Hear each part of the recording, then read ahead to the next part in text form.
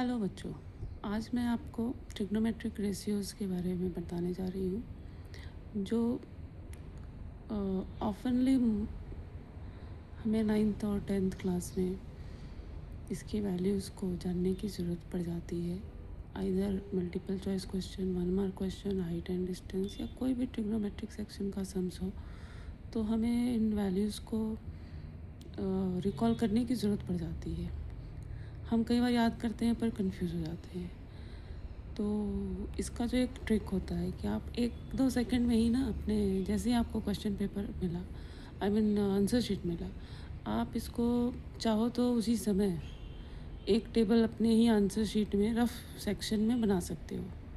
बिल्कुल 1 मिनट लगेगा और वो 1 मिनट लगाने के लिए आपको आज ये पूरा डिटेल बताया जा रहा है। तो आपको बहुत ज़्यादा याद रखने की ज़रूरत नहीं पड़ेगी और बाय द टाइम तो प्रैक्टिस से याद हो ही जाएगा, लेकिन आपको मिस्टेक इस एंगल को वैल्यू रखने में बिल्कुल भी नहीं होगा।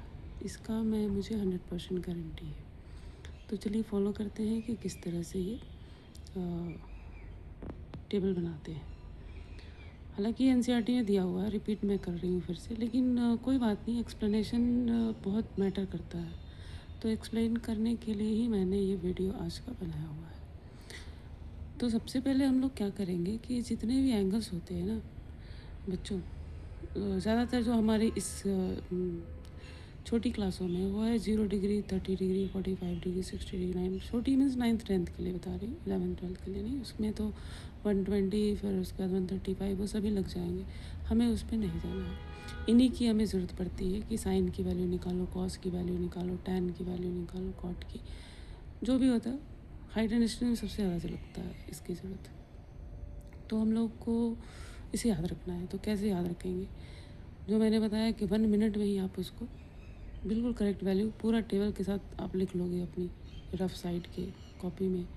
Even in the examination time आप वहीं से फटाफट जितने भी क्वेश्चंस होंगे उसके लिए आप वैल्यूज़ वही रफ शीट से आप नोट करके लिख सकते हैं। तो क्या करोगे? ये सबसे पहले ये जो एंगल्स होते हैं ना, ये 0, 30, 45, 60 डिग्री, 90 डिग्री, एक लाइन से लिख दीजिए। सेकेंड स्टेप क्या है?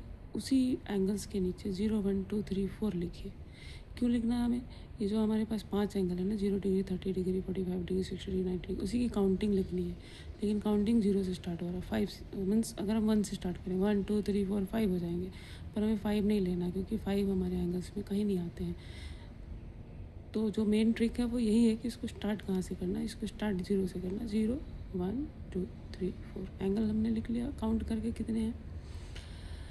उसके बाद इस नंबर्स को 4 से इंडिविजुअली सभी को 1 बाई 1 डिवाइड करेंगे 4 से। Okay, next step is yours, you will take the square root of all these numbers. Okay, square root समझते हो, सब पे स्क्वायर रूट लगा दिया। फिफ्थ स्टेप क्या है? जब स्क्वायर रूट ले लिया थोड़ा सिंप्लीफाई करेंगे। अब ये हमारा फाइनल स्टेप होने वाला है।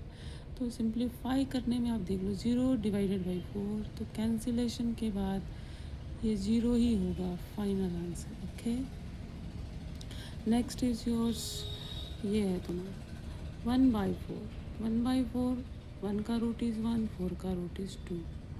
Next is yours 2/4। ये 2 जा 4 कैंसिल होगा तो आपको 1/2 आएगा, जिसका रूट होगा 1/√2। नेक्स्ट √3/4, यानी √3 तो होगा नहीं 4 से कैंसिल, √3 लिख दिया, 4 का रूट 2 लिख दिया। लास्ट वाला 4/4 था, 4/4 कैंसिल हो जाएगा, 1 आएगा, 1 का रूट भी 1 होता है। अब आपको ये नंबर सिंप्लीफाई होके आ गए हैं। 0 है, 1/2 है, 1/√2 है, √3/2 है और 1 है। अब आपका समझ लीजिए टेबल तैयार है।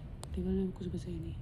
अब हमने क्या करना है, आप अब वो सारे वैल्यूज़ फिर से एक टैबुलर फॉर्मेट में लिखेंगे, जिसमें कि 0 degree, 30 degree, 45 degree, 0 degree, 30 degree, 45 degree, 60 degree, 90 degree. ठीक है, उसके बाद हम आ जाएंगे कि साइन, कॉस, टैन, कोसेक, सेक, कॉट, जितना चाहिए सब लिख दो। ओके, अब क्या करेंगे, जो पहला राउंड हमने निकाला है वैल्यूज़ को, उसको तो एज इट इज़ लिख देंगे। क्या था? 0, देखिए यहाँ पे 0, फिर क्या है 1/2, फिर क्या है 1/√2, फिर क्या है √3/2, फिर क्या है 1। वही चीज़ हमने यहाँ पे पूरा लिख दिया है। अब हमें कॉस निकालना है। ये हो गया साइन का वैल्यू सारे। ऊपर हमने ये लाइन से लिख दिया 0 degree 30 degree 45 degree 60 degree 90 degree, ठीक है। अब हमें कॉस की वैल्यू निकालनी है। तो कॉस के लिए क्या करना है कि जो भी वैल्यू आपके आए थे, अभी आपने लिखा एक ऑर्डर में, उसको रिवर्स करके कॉस के लिए लिख दीजिए। रिवर्स मतलब समझिए, जैसे 1 है वो पहले आएगा, √3/2 है यहाँ ये सेकंड नंबर पे, 1/√2 थर्ड पे, तो थर्ड ही है क्योंकि फिक्स्ड है, 5 नंबर है तो बीच का वैल्यू फिक्स रहेगा। नेक्स्ट इज योर 1/2, वो आ गया सेकेंड लास्ट, और फर्स्ट इज 0, यहाँ पे लास्ट इज 0। यानी यहाँ से ऐसे पढ़ दो भाई, 1√3/2, 1/√2, 1/2 और 0। ये है कॉस की वैल्यू पूरी, ठीक है। अब आता है तुम्हें tan की वैल्यू। tan की वैल्यू के लिए आपको पता है कि tan को होता है sine theta by cos theta, यानी साइन और कॉस को डिवाइड करोगे तो आपको tan थीटा मिल जाएगा। आप यहाँ भी वही डिवाइड कर दोगे तो 0/1 कर दोगे, 0 मिल जाएगा। हमने इसको लिखा नहीं है पर मैं लिख के दिखा दूँगी कि जैसे ये जो 0 है ना, कैसे बना है, ये बना है 0/1 = 2, ठीक है। अब ये कैसे बना इसको मैं यहाँ दिखा दूँ। साइन थीटा है 1/2 डिवाइडेड बाई √3/2। अब ये 2 और ये 2 कैंसिल हो गया तो 1/√3 बचा कि नहीं बचा, इसको भी दिखाना है। ये तो सबसे सिंपल है, 1/√2 डिवाइडेड बाई 1/√2 कैंसिल हो जाएंगे तो 1 बचेंगे। मैं इसको एक बार दिखा देती हूँ, लेकिन मैं कुछ होमवर्क भी दिया करती हूँ। ये पूरे कैंसिल हो गए 1, इसलिए इसकी वैल्यू आ गई 1, समझ गए। सेम वे आप यहाँ भी देख लो, √3/2 डिवाइडेड बाई 1/2 कर लो जी, √3/2 और होल डिवाइडेड बाई 1/2, 2 कैंसिल करो, √3 आ जाएगा। Is that clear? I think I am very much clear. Now 1/0, 1/0 is your infinity, समझ गए। tan की वैल्यू निकालना समझ में आ गया, मुझे लगता है समझ में आ गया होगा। नहीं आएगा तो आप कमेंट में बताइएगा। अब है कोसेक। कोसेक होता है साइन का अपोजिट, यानी 1/sin। तो साइन का जो भी वैल्यू आया है ना, उसको आप 1 से डिवाइड करके लिखते जाइए। अब साइन का 0 है 0, तो कॉस का 0, कोसेक का 0 क्या होगा 1/0। 1/0 क्या होगा जी, इन्फिनिटी होगा, समझ रहे हो। 1/0 इन्फिनिटी होता है, मालूम है ना। ये लंबा टॉपिक है, इसको डिस्कस कर सकते हैं, लेकिन अभी हम ये डिस्कस नहीं करेंगे। तो जैसा हमने tan निकालना वैसे ही हमने साइन निकालना है, ठीक है। फिर 1/30 के लिए 1/1/2, दैट इज़ योर 2। 45 डिग्री के लिए 1/√2, 1/1/√2 आ जाएगा।